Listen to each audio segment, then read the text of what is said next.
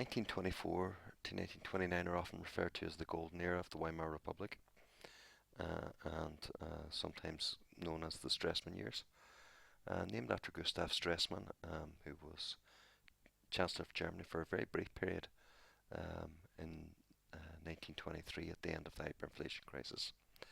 But he was the most important German politician between 1924 and 1929 when he served as foreign minister. What you need to know about Stresemann is contained in this. Stresemann's policies to deal with Germany's economic problems, and initially how he dealt with hyperinflation. Then these two plans, the Dawes plan and the Young plan. I don't deal with the Young plan in this presentation. And in foreign policy, how he dealt with other countries and what impact these policies had. So if we look at dealing with hyperinflation first of all, Stresemann solved the hyperinflation crisis in Germany. Quite simply, he called off passive resistance and introduced a new currency called the Rentenmark.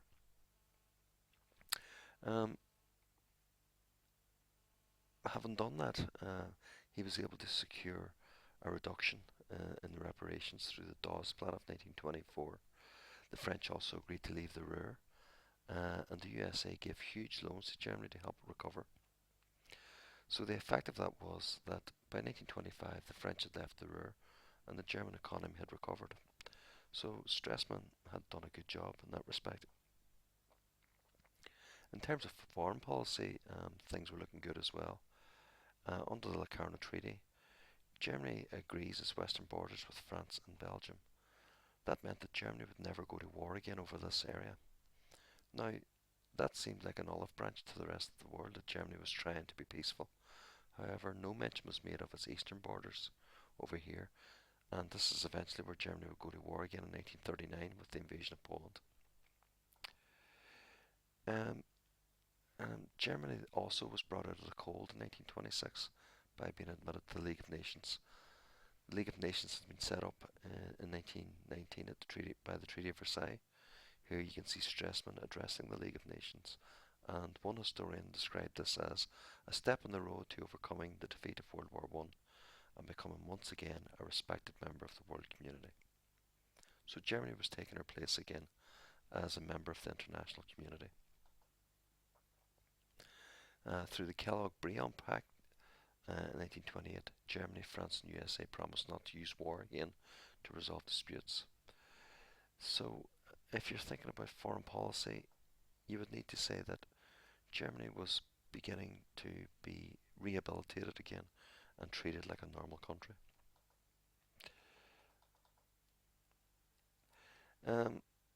What effect did this have? Well, as I said before, these were known as the golden years in Weimar Germany. Very famous for its cabaret and for film and so on. Germany was becoming alive again, and of course this was all based on the American dollar, okay, because this was all based on loans. Now,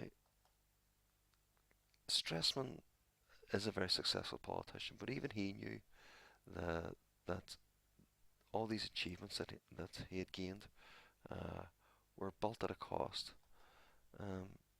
Everything had been built on these US loans, and the problems with the constitution still remained. The large number of parties still remained. The disagreements between left and right still remained. However, because things were going well at the minute, everything was fine. Everything was honky dory. There were very few political murders in this period, but as Stresemann himself warned, Germany is dancing on a volcano. It's only a matter of time before things go wrong again.